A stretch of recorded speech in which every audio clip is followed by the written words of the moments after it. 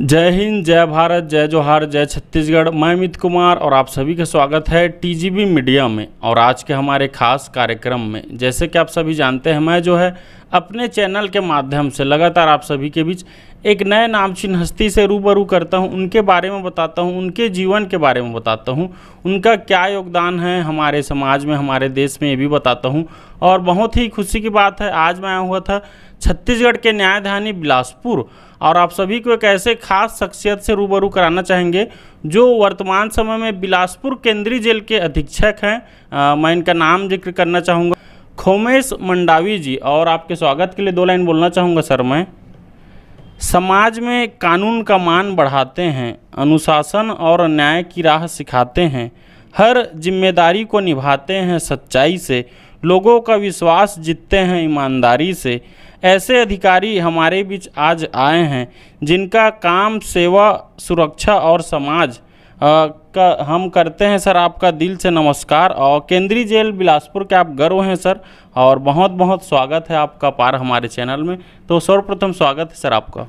बहुत बहुत स्वागत है आपको भी, और आपने आज मौका दिया उसके लिए मैं तहे दिल से आपको शुक्रिया अदा करता हूँ। मैं जी पुनः बहुत बहुत धन्यवाद सर आपका।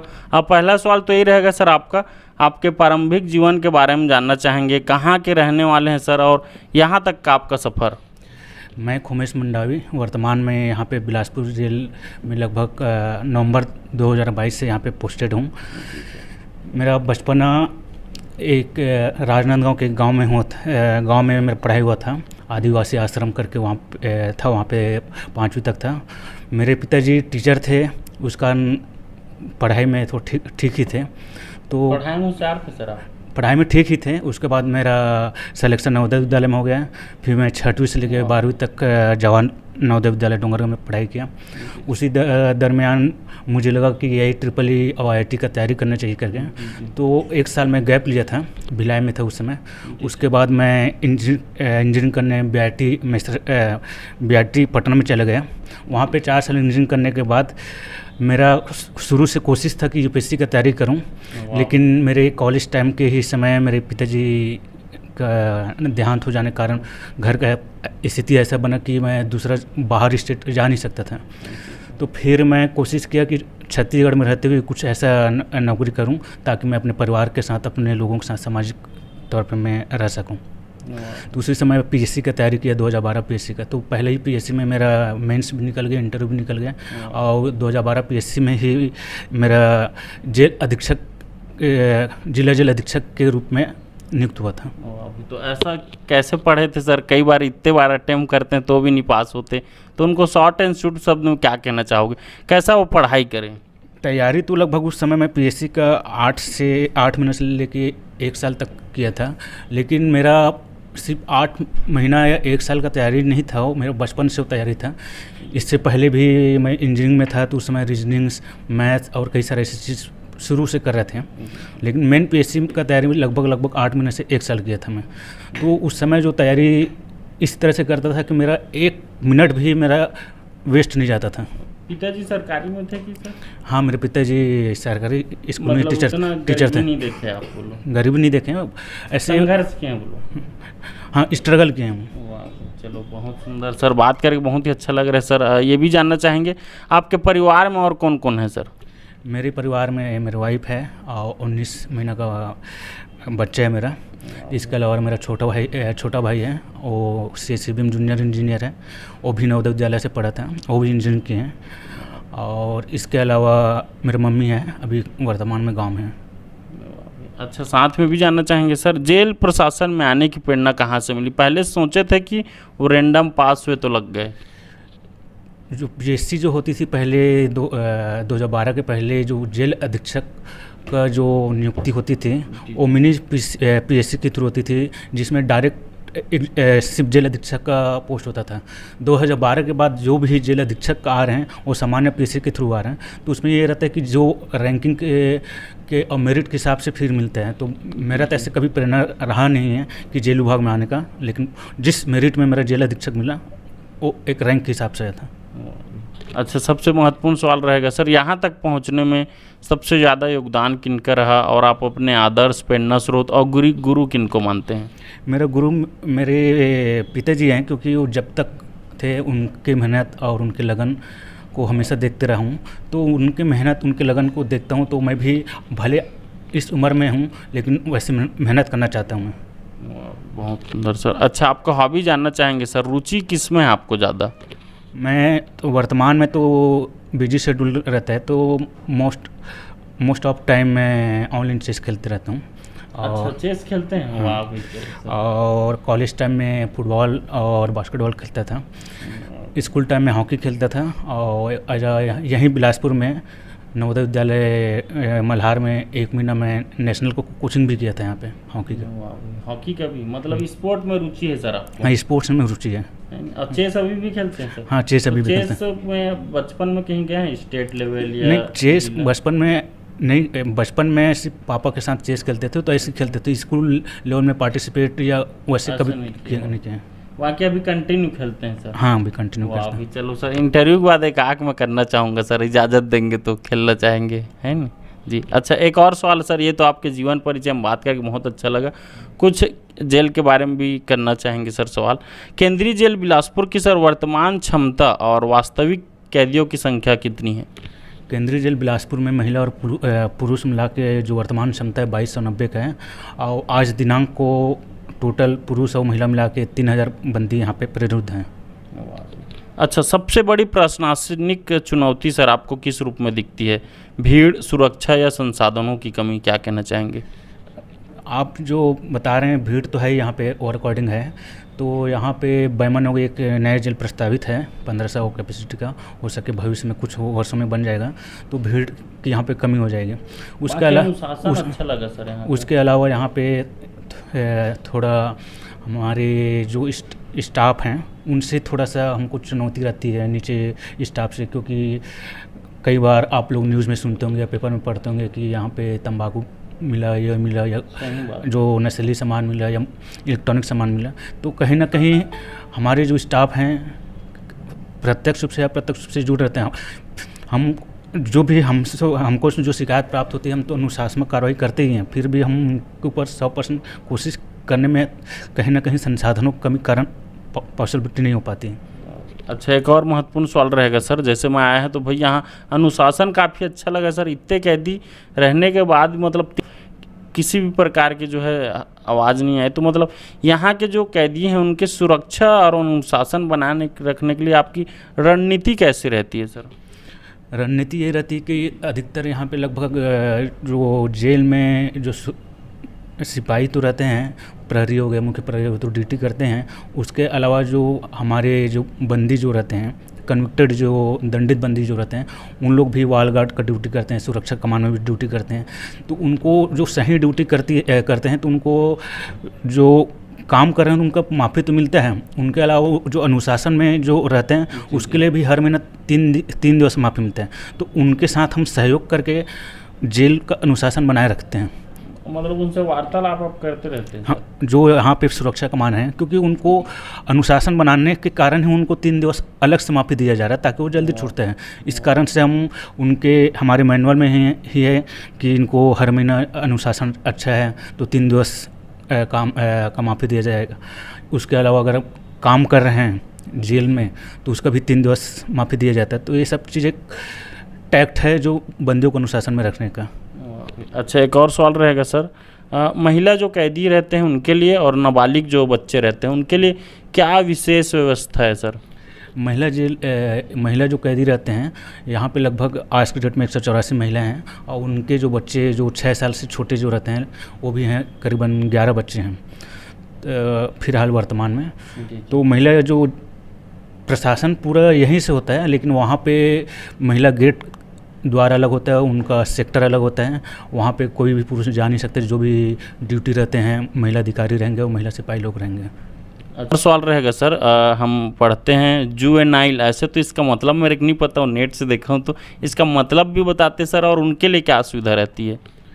ये हम जो किशोर जो बंदी जो बोलते हैं वो लगभग हम 18 साल से 21 साल की उम्र उम्र तक क्या बोलते हैं, तो जो 18 से 21 साल तक के बंदी हैं किशोर, हमारे पास 45-46 ऐसे बंदे हैं, उनको अलग वार्ड में रखा जाता है ताकि जो हैबिचुअल क्रिमिनल हैं या मैच्योर हैं वो उनको दुरुपयोग ना कर सकें, तो उनको अलग वार्ड में सुरक्षित रखा जाता है। उसको जुवेनाइल कहते हैं सर। हाँ जी। चलो अच्छा, एक और सवाल रहेगा सर, जेल में कैदियों के लिए कौन कौन से जो है कौशल विकास का जो है कार्यक्रम चल रहे हैं? हम अधिकतर देखते हैं कि हर जगह जो है शासन प्रशासन के सुविधा के अनुसार होता है, तो यहाँ ऐसा सुविधा है सर उनको? ऐसे सुनते हैं हम, पढ़ाने के लिए भी रहता है। जेल में जो पुनर्वास के लिए और स्किल डेवलपमेंट के लिए अभी कुछ महीना पहले एग्रीकल्चर का 13 दिवस प्रोग्राम का कोर्स कराया गया था आरसीटी के थ्रू, और पेपर मेकिंग में आपका बैग मेकिंग हो गया, जैसे पेपर से बैग्स बनाना या फाइल बनाना, उसका भी कुछ दिन पहले 10 दिवस कोर्स कराया गया था। और आने वाले भी 90 दिवस में 3 और ऐसे कोर्स कराना है, ट्रेनिंग कराना है, जिसके लिए हम अभी लगे हैं। इसके अलावा स्किल डेवलपमेंट का प्रोग्राम चलते रहते हैं और बीच बीच में बंदियों को कुछ न कुछ इस तरह से सिखाते रहते हैं। अच्छा, एक और सवाल है सर, शिक्षा और मानसिक सुधार के लिए क्या पहल कर रहे हैं आप? शिक्षा के लिए यहाँ केंद्रीय जेल बिलासपुर में पहले तो प्रौढ़ शिक्षा जो होता है, जो निरक्षर रहते हैं उनको साक्षर बनाने के लिए हम लोग वो जो पढ़े लिखे जो बंदी हैं उनके साक्षरता प्रोग्राम में शामिल करते हैं। पिछले बार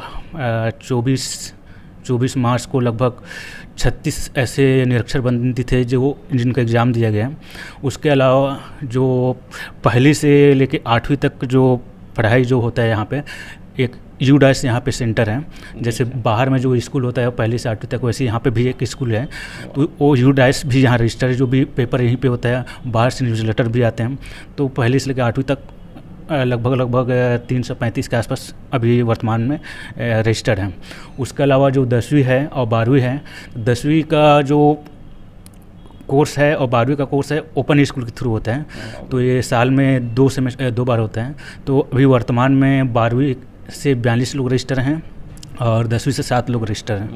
तो एक और इसके अलावा इग्नू का भी यहाँ पे सेंटर है, तो जो भी जिला अधीक्षक, जैसे मैं अभी यहाँ पे जिला अधीक्षक हूँ, तो इग्नू का कोऑर्डिनेटर हूँ, तो यहाँ पे भी जो ग्रेजुएशन का जो कोर्स होता है इग्नू से भी लगभग 20-22 बंदी लोग ग्रेजुएट कर रहे हैं और 12-13 बंदी लोग अटल बिहारी से भी एग्ज़ाम दे रहे हैं। चलो, बहुत सुंदर जानकारी बताया। तो एक मेरे मन में व्यक्तिगत सवाल है सर, जैसे वो पढ़ाई कर रहे हैं तो उनको फ्यूचर में फिर जॉब लगने का रहता है? पढ़ाई कर रहे हैं तो अब जैसे उनकी क्वालिटी, हाँ ओपन है तो उसका तो मान्यता है, चाहे इग्नू है उसका भी मान्यता है, तो जॉब उस बेसिस में लगता है, उसमें कोई उनके टैलेंट के ऊपर है। मतलब वो जितना मेहनत करें। मानसिक स्वास्थ्य सुधार के लिए क्या पहल की गई है? मानसिक स्वास्थ्य के लिए यहाँ पे वर्तमान में जो सेंद्री मेंटल हॉस्पिटल है, वहाँ से महीना में 2 बार शिविर आते हैं, वहाँ से डॉक्टर लोग आते हैं और काउंसलर लोग आते हैं, महीना में 2 बार शिविर लगाया जाता है। इसके अलावा मेरे खुद के इंटरेस्ट से पिछले महीना से लगभग महीना में 2 बार 2-2 दिवस का वर्कशॉप करते हैं, ताकि बंदियों का मानसिक स्वास्थ्य ठीक रहे। और दूसरा चीज़, उनको काउंसलिंग भी समय देख के बंदियों को काउंसलिंग भी करते हैं। इसके अलावा आर्ट ऑफ लिविंग के थ्रू महीना में 2 बार हर 15 दिन में 6 दिन का हैप्पीनेस प्रोग्राम करा रहे हैं। वो जो रविशंकर जी का है, हाँ आर रविशंकर जी से, तो आर्ट ऑफ लिविंग का लगभग 2 बार महिला जेल में और 2 बार इस महीने में करा रहे हैं और 6 दिन का कोर्स होता है। इसके अलावा और कई सारे एनजीओ से, जैसे ब्रह्मा कुमारी जैसे आते हैं, मेडिटेशन या कराते हैं सप्ताह में बुधवार और शनिवार को आके। चलो, बहुत सुंदर। आज भी हैप्पीनेस का प्रोग्राम शुरू होने वाले, लगभग 2 बजे से शुरू होने वाले हैं, तो अभी वो कंटिन्यू 6 दिन चलेगा लगातार। उनसे एक अलग उनको खुशी मिलता है, खुशी मिलती है। कोशिश यही रहता है कि असामाजिक कुछ क्राइम किए हैं बाहर में, असामाजिक बने हैं, तो हम उनको एक सामाजिक बनाने की कोशिश करते हैं, ताकि वो बाहर समाज में जाए तो उस तरह से प्रवृत्ति रखे कि एक सामाजिक प्राणी की तरह जिए। चलो, बहुत सुंदर जानकारी दी है सर। एक और सवाल रहेगा सर, नशा मुक्ति और काउंसलिंग जैसे आप बताएं, तो उसके लिए आप क्या प्रयास कर रहे हैं? नशा मुक्ति के लिए तो यहाँ तो जेल में तो ऐसे अलाउ नहीं है, लेकिन पहले जो नशा का जो आदी सिस्टम जो होता है रहते ना, आदी रहते हैं, जो हमारे पास नए जो आमद आते हैं और जो रूटीन जो नशा वाले जो बंदी रहते हैं, तो वो ऐसे लोगों को टैकल करना, हैंडल करना मेडिकली स्तर में बहुत दिक्कत जाता है, क्योंकि कुछ घंटों में, चाहे 24 घंटों में, 48 घंटों में उनकी जो स्थिति मानसिक रूप से जो बनती है, तो हमारे पाने भी लगते हैं हाँ, सर वो। तो ऐसी स्थिति में हमको तत्काल उनको मेडिकल ट्रीटमेंट कराया जाता है, जिसको हम लोग मेडिकल भाषा में विड्रॉल सिंड्रोम बोलते हैं। अभी भी ऐसे 2 या 3 बंदी होंगे जो जेल हॉस्पिटल में हैं, तो उनको तत्काल सुविधा दिया जाता है। अगर कुछ उसमें सीरियस होते हैं, तत्काल हम बड़े हॉस्पिटल जैसे सिम्स हो गए, जिला अस्पताल, तत्काल उनको भेजते हैं। तो वैसे लोग को चैलेंज करना और उनके चैलेंज को हमको देखना बहुत दिक्कत रहता है, क्योंकि हमारे पास भी संसाधन बहुत सीमित हैं, चाहे डॉक्टर की टीम हो, चाहे हमारे सिपाहियों की टीम हो। तो ऐसे लगभग सभी जिलों में समस्या ज़्यादा रहती हैं। तो अपने कार्यकाल में कोई ऐसा कार्य साझा करिए सर, या ऐसा अनुभव बताइए जिसे आप भूल नहीं पाएंगे।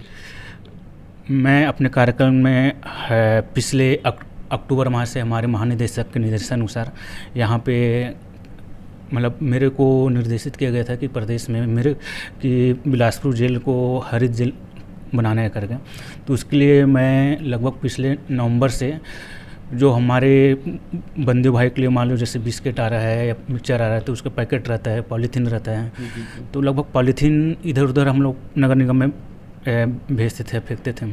तो पिछले 1 अक्टूबर से यहाँ पे पॉलीथीन को हम लोग इको ब्रिक्स बना रहे हैं।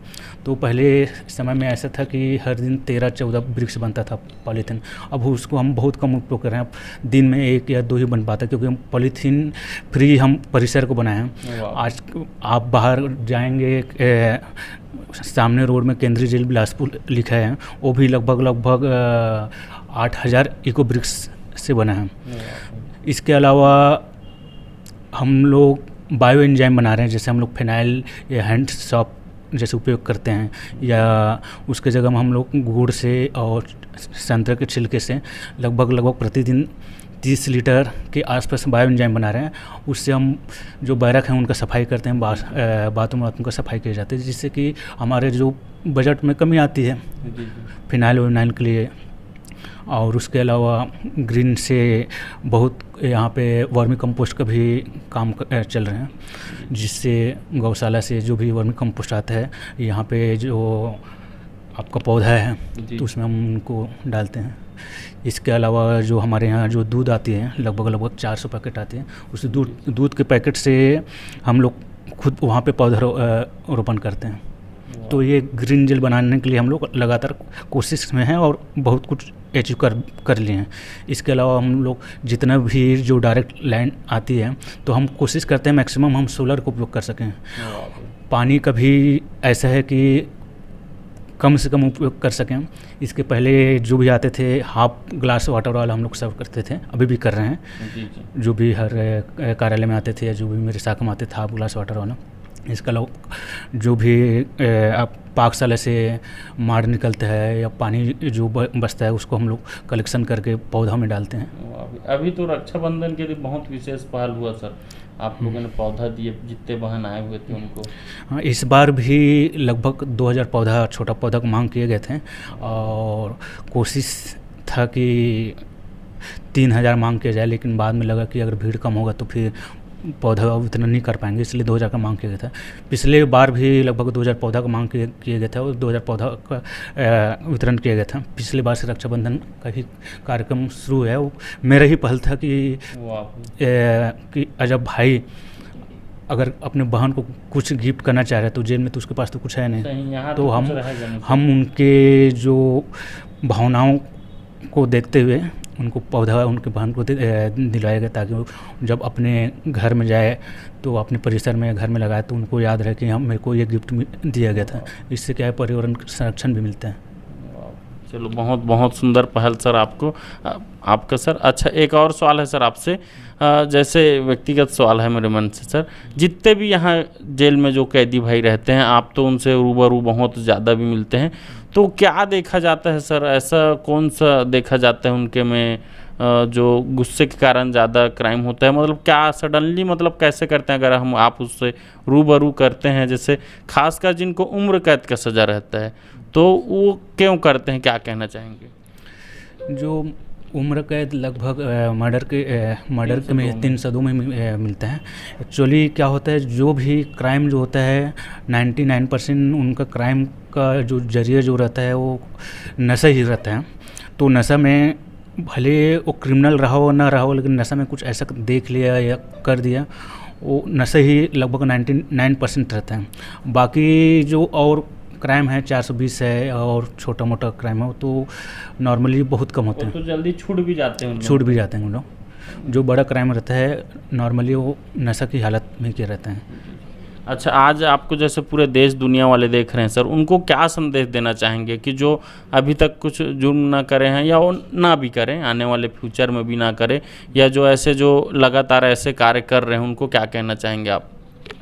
जो भी इस तरह से कर रहे हैं, मेरा उनसे यही सलाह है कि जिस तरह से हम अपने परिवार, अपने समाज, अपने राज्य, अपने देश को इससे मुक्ति दिलाएंगे, वैसे ही हम और अपने परिवार के, समाज को, देश को आगे बढ़ा सकते हैं।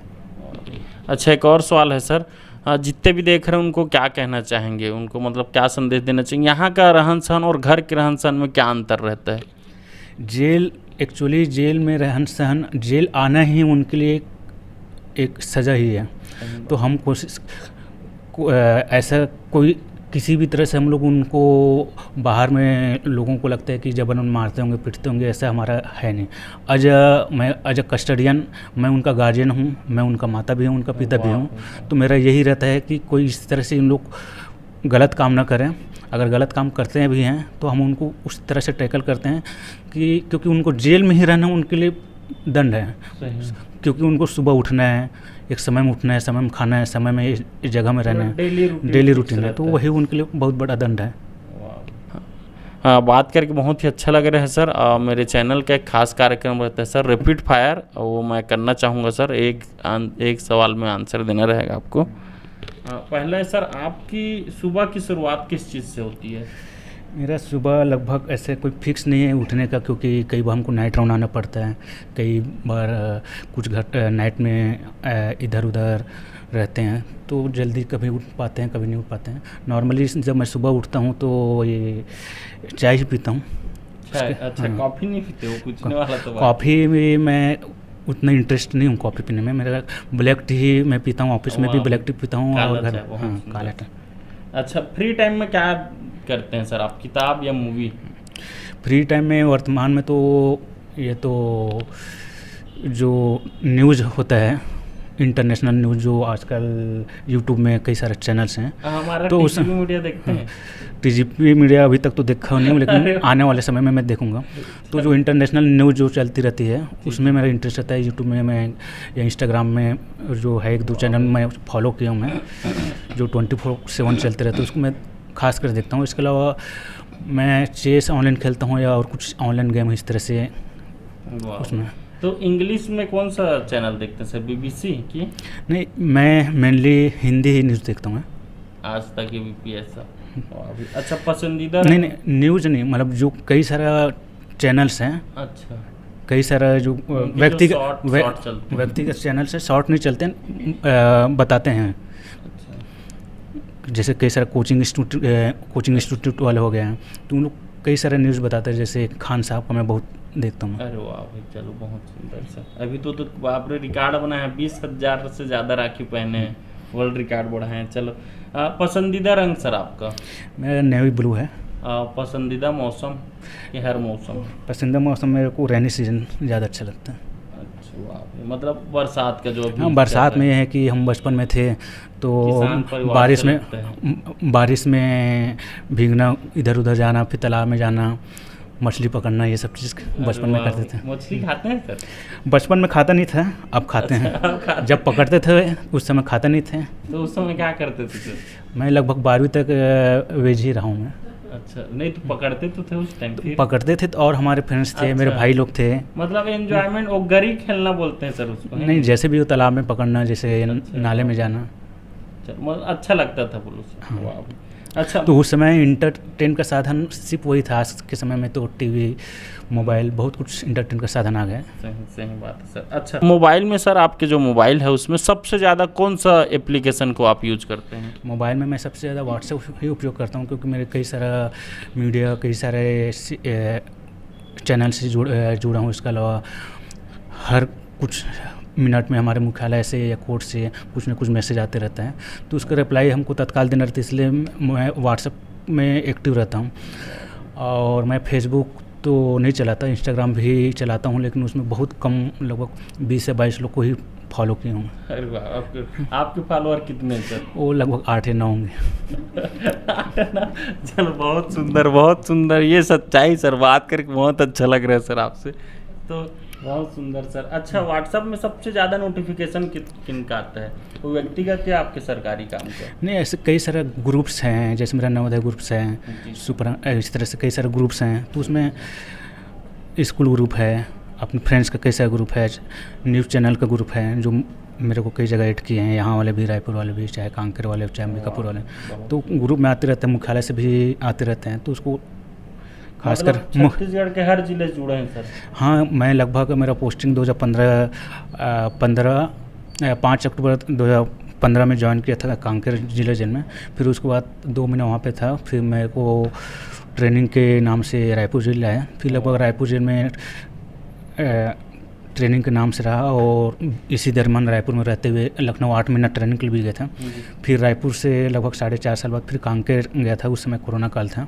वहाँ पे फिर 2.5 साल के लगभग रहा। फिर वहाँ से जिला जेल अधीक्षक से प्रमोशन होकर मेरा केंद्रीय जेल अधीक्षक हुआ। तो मेरे प्रमोशन में पहला जो केंद्रीय जेल अधीक्षक फुल प्रेस में गया अंबिकापुर सेंट्रल जेल में, वहाँ लगभग 1.5 महीना रहा। फिर यहाँ केंद्रीय जेल बिलासपुर नवंबर 2022 से हूँ। काफ़ी लंबे समय से सर, बोलो वाह भाई। अच्छा, एक और सवाल है सर, खाने में क्या ज़्यादा पसंद है आपको? खाने में मेरे को सिंपल ही पसंद आता है। नॉर्मल से मेरे को ज़्यादा क्या खाते हैं? भिंडी ज़्यादा मेरे को सूखा पसंद रहता है। उसका एक विशेषता, भिंडी सब्जी का एक विशेषता क्या, मैं बचपन से उसको, मतलब मेरी मम्मी जो बनाती थी, तो इसलिए मैं जो भिंडी मेरी मम्मी की उसी समय से मेरे पसंद है। क्या ऐसा क्या खाना है जो आप मना करते हैं, उसको नहीं खाते? अगर कोई मेरा करेला हो गया। अरे वो तो कितना शुगर वगैरह काम आता है। हाँ, लेकिन मैं कभी बचपन से नहीं बहुत कम खाया हूँ मैं। या घर में भी जब बचपन में रहा हूँ तो करेला बनता था, तो मेरे लिए कुछ दूसरा सब्जी बनता था। अभी भी अगर घर में करेला बनता है तो अपने लिए, मेरे लिए कुछ दूसरा सब्जी बन जाता है। अगर लंबा छुट्टी मिले तो ऐसा कोई ड्रीम होगा सर जहाँ आप घूमना चाहेंगे? लंबा छुट्टी हुआ तो मेरा तो यही है कि बाहर घूमने से पहले मैं अपने छत्तीसगढ़ को अच्छे से घूमना चाहता हूँ, खासकर बस्तर एरिया हो गया और आपका अंबिकापुर एरिया हो गया। क्योंकि मेरा पहले तो बचपन ऐसे रहा कि 12वीं तक नवोदय में था, 6वीं से, लेकिन 12वीं तक तो हम उस समय घूमना तो हो नहीं पाता था। फिर मैं BIT पटना गया पढ़ने के लिए, तो अब इंजीनियरिंग किया तो उस समय भी घूमना फिरना नहीं हो पाया। उसके बाद जब PSC की तैयारी की, अब PSC के बाद फिर नौकरी में आए, तो अब घूमने का बहुत कम ऐसे चांस मिलता है, क्योंकि रिस्पॉन्सिबिलिटी और जिम्मेदारी बहुत ज़्यादा है। तो मैं ये चाहता हूँ कि बस्तर को मैं कम से कम 15 दिन या 20 दिन, चाहे 1 महीना, ऐसा मतलब अच्छे ग्राउंड से जाकर अच्छे से घूमूँ मैं। ब्लॉग भी बनाएंगे ऐसा क्या सर? अपना एक डायरी मेंटेन? ब्लॉग तो ऐसे मेरे इंटरेस्टेड नहीं है बनाने वाला, घूमना है। मतलब मैं चाह रहा हूँ कि मैं अपनी स्टेट को अच्छे से घूमूँ, पहले घूमूँ और वहाँ के जो भोजन हैं उसको भी टेस्ट करूँ, जो वहाँ के जो कल्चर है उनको भी टेस्ट करें। अच्छा, क्रिकेट या फुटबॉल? नॉर्मली मैं तो क्रिकेट बहुत कम खेला हूँ, लेकिन क्रिकेट देखने में इंटरेस्ट रहता हूँ। फुटबॉल कॉलेज टाइम में बहुत खेला हूँ मैं। पसंदीदा गाना, एक आध गाना कोई जो आपको बहुत पसंद आता होगा, ऐसा गाना सुनते हैं सर? मेरी भीगी भीगी सी 2 लाइन नहीं चलो ठीक है सर। कैदियों को संभालना आसान है या मुश्किल है सर? कैदियों को संभालना तो हमारे लिए सिचुएशन अनुसार है, क्योंकि कई बार ऐसे माहौल बन जाता है कि कोई 4 कैदी हैं कि भड़का दिए, तो उस माहौल को थोड़ा सा टैकल करना दिक्कत हो जाती है। लेकिन अभी तक मेरा लगभग 10 साल होने वाला है, तो इतना एक्सपीरियंस है कि कहीं ना कहीं थोड़ा आसान हो जाता है। शुरू शुरू में बहुत दिक्कत जाती थी। आजकल डंडा भी से मारपीट भी अब बंद हो गया लगभग सभी जेलों में। तो ऐसे सिचुएशन में अब कैदियों को थोड़ा संभालना, क्योंकि कुछ ना कुछ उनके दिमाग में 24 घंटे चलते रहता है कि, तो उस कारण इनको कहीं ना कहीं काम में इंगेज किए रहते हैं। इसके अलावा इनको इंगेज करने के लिए बैरकों में टीवी है जो आस्था जैसे चैनल चलवाते हैं, नेशनल चैनल चलवाते हैं। अच्छा, टीवी भी लगा हुआ है? हाँ, सभी बैरकों में टीवी है। अंदर में लोग लगभग कैरम भी है, चेस भी है, इवन आपका लूडो भी खेलते हैं इंडोर। इसके अलावा हमारे यहाँ भजन मंडली भी है जो हर बैरक में जाके रामायण या भजन मंडली हर दिन कहीं ना कहीं जाके करते रहते हैं। इसके अलावा हमारे जेल ऑर्केस्ट्रा विंग भी है, तो कभी कुछ कार्यक्रम होता है तो ऑर्केस्ट्रा से कुछ ना कुछ कार्यक्रम, सांस्कृतिक कार्यक्रम होता है। छत्तीसगढ़ी कार्यक्रम भी होता है, महिला जेल में भी होता है। वहाँ पे भी लगभग सुबह नृत्य से लेके रंगोली वंगोली इस तरह से कार्यक्रम चलते रहते हैं। इसके अलावा हमारे जेल का बैंड भी है जो कि अभी पुलिस ग्राउंड गई है। वाह, बहुत। 15 अगस्त में कुछ दिखाते हैं सर यहाँ से? 15 अगस्त 26 जनवरी में?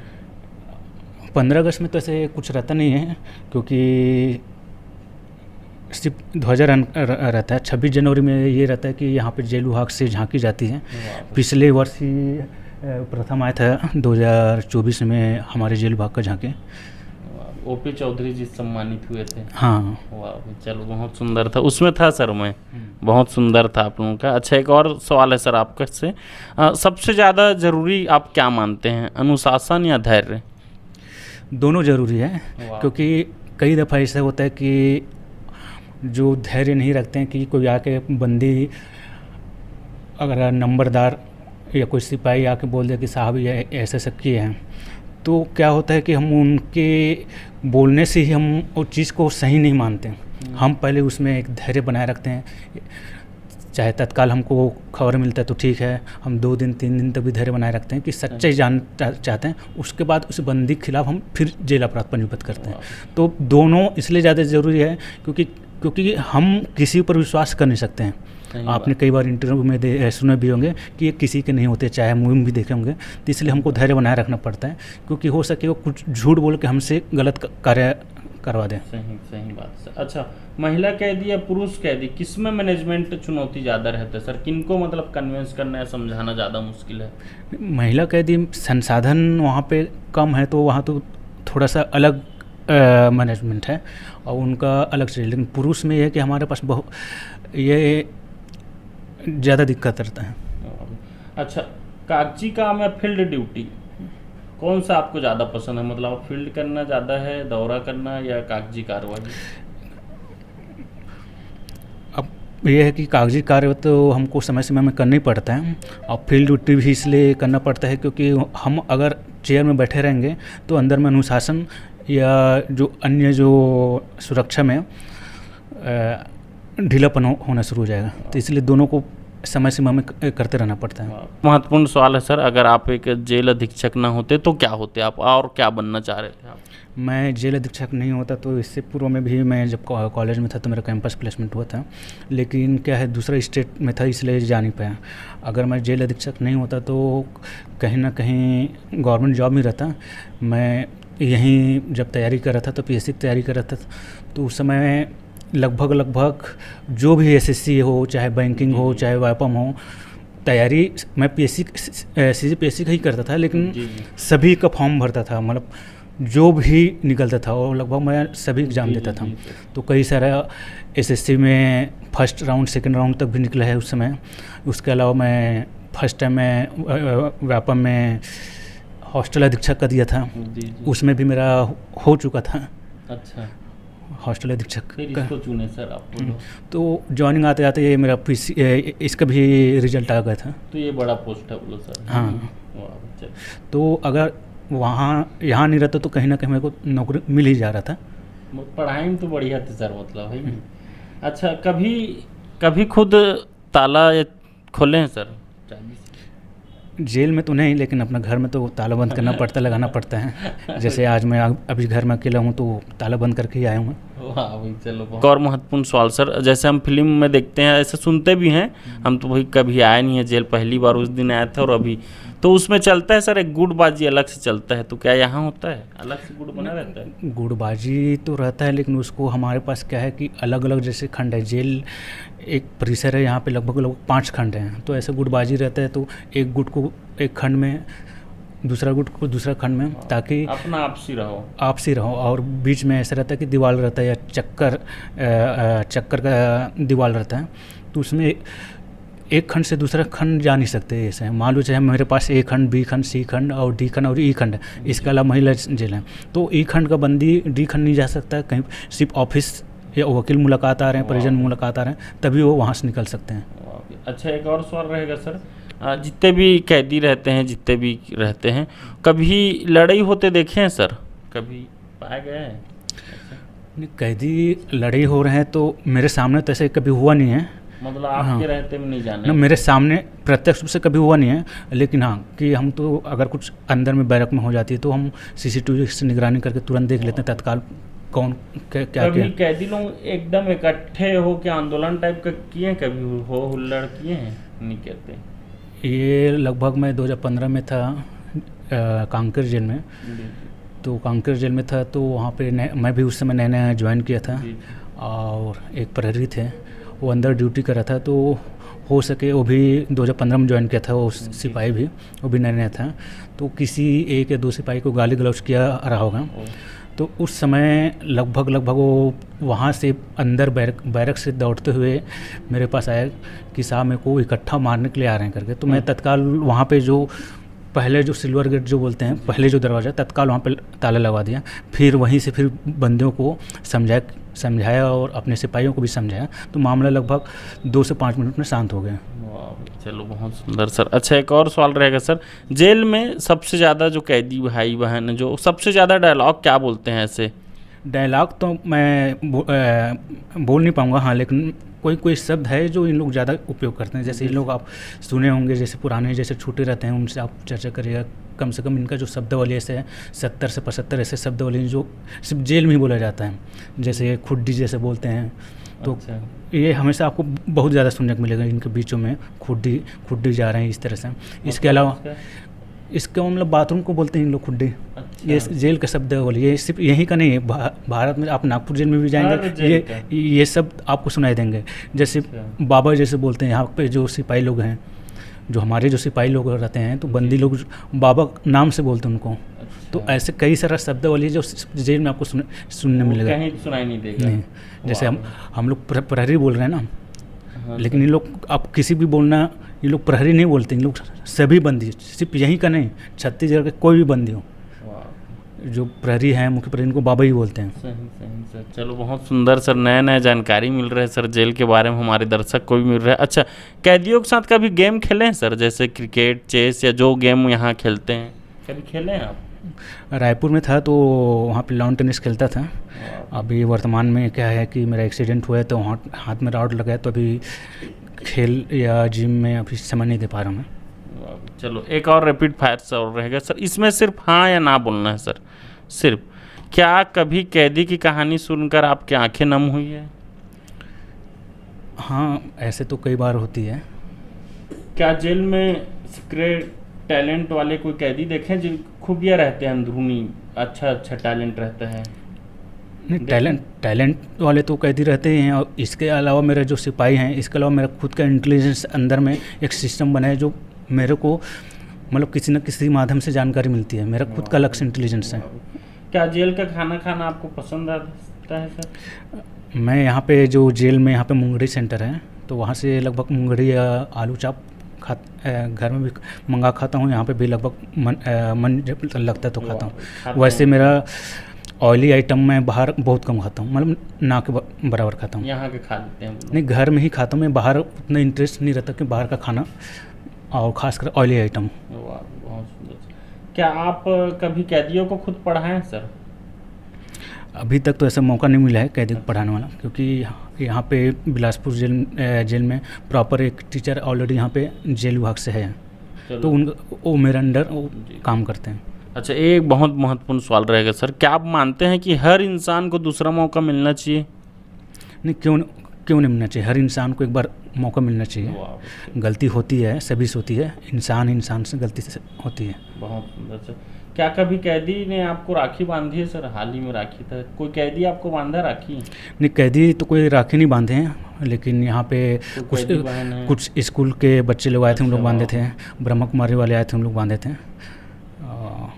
दो स्कूल के बच्चे लोग आए थे, तो हम लोग बांधे थे। अच्छा, यहाँ कैदी के लिए चिट्ठी उट्ठी आता है सर, या कभी पढ़े हैं आप उनकी चिट्ठी? हाँ, चिट्ठी आता है, हम उनको ओपन करके वहाँ पे भेजते हैं। इवन का जो चिट्ठी जो भेजते हैं वो हम पढ़ के भेजते हैं, चाहे पोस्ट कार्ड हो। जब अच्छा, आप पहले पढ़ते हैं? हाँ। तो कोई यादगार है सर, किसी के पढ़े होंगे तो? नहीं, अब रैंडमली पढ़ते हैं उसको हम लोग, ऐसा नहीं कि कोई ऐसा गलत चीज़ तो नहीं लिखा है। सही। अब मेरे पास मान लो 50 पोस्ट कार्ड हैं, तो अब उसको 2 मिनट 3 मिनट में रैंडमली पढ़ के देखते हैं ऐसा। और बाकी जो प्रशासन द्वारा, जेल प्रशासन द्वारा इनको अगर जो भी पोस्ट कार्ड ज़रूरत रहता है तो हम उनको देते हैं। इसके अलावा यहाँ पे प्रिजन कॉलिंग है, तो सप्ताह में अपने परिवार से, अपने वकील से बात कर सकते हैं। चलो, बात करके बहुत ही अच्छा लगा सर आपसे। अब मेरे चैनल का एक खास कार्यक्रम रहता है सर, सवाल सिंपल है, ये सवाल मैं सबसे किया हूँ। तो सिंपल है सर, जीवन क्या है?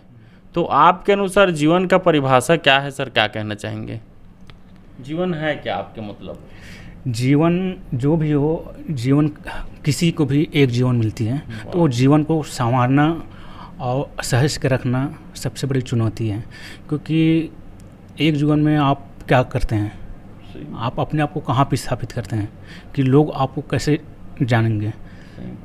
एज अ फादर हो, एज अ सन हो, एज अ हस्बैंड हो, एज अ सामाजिक प्राणी हो, तो उसको आप एक जीवन में आप कैसे उसको सहजते हो, आपको ऊपर है। कई ऐसे हो सके प्रत्यक्ष है, अप्रत्यक्ष रूप में यहाँ पे आ गए जेल में, ये 4 साल बाद सुधर गया। सुधरने के बाद वो अपने जीवन सही ढंग से जी रहा है, आगे का जीवन, तो वो भी कोई गलत नहीं है। मतलब जीवन है, हंसी खुशी जियो बोलो। हमारे चैनल में खास कार्यक्रम होता है सर, मैं छत्तीसगढ़ी जनूला पूछता हूँ, और तो आप भी लोकल छत्तीसगढ़ी सर, तो छत्तीसगढ़ी आता होगा, तो अगर आप इजाज़त देंगे तो पूछना चाहूँगा सर। ठीक ना, मैं तो मेरे को छत्तीसगढ़ी भी बोलने आता है, और लगभग जब पीएससी की तैयारी कर रहा था तो छत्तीसगढ़ी एक जनौला भी होता था, एक पार्ट होता था। तो हम तो ऐसा नहीं कि वो तो बचपन से मातृभाषा छत्तीसगढ़ी ही रहे हैं। वो तो जब मैं बाहर वहाँ से जब नवोदय विद्यालय में गए 6वीं में, तब मैं हिंदी सीखा। मैं पाँचवीं तक तो जब मैं 10 साल तक तो वो छत्तीसगढ़ी में बात किया है। तो आप इजाज़त दे दे तो मैं पहले पूछना चाहूँ सर, आपसे जुड़े हुए काफ़ी सरल है, एक ऐसे जगह है सर जहाँ बाहर के मन आए बड़ डरते हैं, और जो अंदर रहते हैं ते मन बाहर निकलम तरसते हैं सर। मतलब सिंपल है सर, जो बाहर के मन अंदर आए में डरते हैं, वो अंदर के है बाहर जाए में तरसते, का चीज़ है सर? मैं तो 10 साल से मैं वही देखा था, जेल की दीवार है। सही सर। एक और सवाल है सर, एकदम फनी टाइप है थोड़ा। ये ऐसे जगह है सर, यहाँ पहरा घलो है, ताला घलो है, और चाबी घलो है, लेकिन ओखर बाद भी सब के सब कैदी रहते हैं, बताओ का चीज़ें? सब के सब कैदी रहते हैं, वो तो अब पहरा भी रहते, जेल की दीवार ही है ना। हाँ, ये काबर के जेल है ना सर, जेल में कैदी कैसे हो रहा है, ताला चाबी पहरा रही तब वो है। चलो, बात करके बहुत सुघर लगी सर आप मन से। और आज आप लोग पूरा युवा पीढ़ी के मन देखा थे सर, उमन ला का संदेश देना चाहिए जेकर सुमन जुर्म कम करे, और यहाँ जो है कैदी बन के कम आए, बंदी कम बने, का कहना चाहिए मोटिवेशन बर, उमन ला संदेश दे बर? सबसे पहले जो युवा पीढ़ी हैं, खासकर नशे की जो शुरू में जो सूखा जो नशा होता है वहाँ से उनका शुरुआत होती है, और उसके अलावा उनको ऐसे माहौल मिल जा रहे हैं ताकि उन लोग न पढ़ाई में, न अपने जीवन को कैसे सुधारने हैं ध्यान नहीं पा रहे हैं। अधिकतर टाइम मोबाइल में लगे रहते हैं, या कुछ ऑनलाइन गेम खेलते रहते हैं, या ऑनलाइन इस तरह से ट्रांजैक्शन करते रहते हैं। तो मेरा उनसे एक आग्रह है कि आप अपने जो समय हैं, जो भी आपका 30 साल तक, 15 साल से आप 30 साल तक, जितना आप इस अपने समय को समय दोगे तो आपको आने वाला समय आपको अच्छा दिखेगा। सही बात, समय का सही इस्तेमाल करें। लेकिन आने वाले कई ऐसे युवा पीढ़ी हैं कि कहीं ना कहीं इधर उधर घूमते फिरते रहते हैं, मोबाइल में लगे रहते हैं, या सूखा नशक में इधर उधर अपने। सूखा नशा में क्या क्या आता है सर? सूखा नशा में जैसे सिरप विरप हो गया, आपका गोली हो गया, नाइट्रोटोन गोली हो गया, ड्रग्स भी हो गया, माइनर ड्रग्स हो गया, उसके अलावा आपका ये टोबैको का हो गया, गांजा वांजा हो गया। तो उसमें खास मतलब नशे से मेन दूर रहें वो और समय का इस्तेमाल करें। नशे से दूर रहें। जो भी आपको समय लगता है 20 साल 22 साल के हैं तो आप भले 1 महीना और आप 1 साल और मेहनत करें, 2 साल और मेहनत करें, लेकिन आप इस चीज़ से दूर रहें। अच्छा, एक और महत्वपूर्ण सवाल है सर, ये सुनने में मिलता है कि सर यहाँ जितने कैदी रहते हैं वो काम करते हैं, उनको पेमेंट मिलता है, वो संक्षिप्त में बताते हैं सर, कैसा क्या क्या काम रहता है? हाँ, जो भी दंडित बंदी रहते हैं, दंडित बंदी में 2 तरह से हमारे पास होते हैं। एक तो साधारण बंदी होते हैं, एक सश्रम कारावास वाले बंदी होते हैं। तो साधारण बंदी से काम नहीं कराया जाता, बाकी जो सश्रम कारावास से दंडित बंदी है उनसे काम कराते हैं। तो जो स्किल्ड जो होते हैं, स्किल्ड के लिए 75 रुपये पर डे है और सेमी स्किल्ड के लिए 60 रुपये पर डे है। तो मतलब उन लोग पर डे इतना रुपये मिलता है सर? हाँ, पर डे तो मिलता है। यूज करते हैं कि घर बेचते हैं? उसमें से 50% जो राशि जो होती है पीड़ित पक्ष के, जो पीड़ित पक्षकार रहते हैं उनके पास जाती है 50% राशि। और बाकी जो इनके जो 50% जो राशि जो होती है वो कुछ इनके वकील के लिए रखते हैं, कुछ स्वयं के इंडेंट के लिए रखते हैं और कुछ इनके परिवार के लिए। तो चलो सर, एक प्रकार से ठीक ठाक ही है पेमेंट बोलो पर डे के हिसाब से। बात करके बहुत ही अच्छा लगा सर आपसे, और अपना इतना कीमती समय दिए सर आज, उसके लिए बहुत बहुत धन्यवाद आपका। बहुत बहुत धन्यवाद आपको भी। जी जी, पुनः धन्यवाद सर आपका। साथियों, आज हमारे बीच थे खोमेश मंडावी जी, जो है जेल अधीक्षक केंद्रीय जेल बिलासपुर के। बात करके बहुत ही अच्छा लगा सर से, उनके जीवन के बारे में, उनके यहाँ तक के सफ़र के बारे में जाने। ये इंटरव्यू को जो है आज के युवा पीढ़ी के लोग ज़रूर देखें, उनको एक अलग ही ऊर्जा, एक अलग ही मोटिवेशन मिलेगा। सबसे खास बात, जितने भी जो नशे के आदी हैं या जो जुर्म कर रहे हैं छोट मोट, अगर वो जेल की दशा जानना चाहते हैं तो वो ज़रूर इस इंटरव्यू को देखें। और जो जितने भी हैं तो गुस्से को काबू करें, और सबसे मेन ये है कि जेल ना आए तो ज़्यादा सही है। ये भी सीख आज जो है सर से सुनने को मिला। मिलेंगे एक और ऐसे ही नामचीन हस्ती के साथ, तब तक बने रहें TGB मीडिया में। मैं अमित कुमार, धन्यवाद।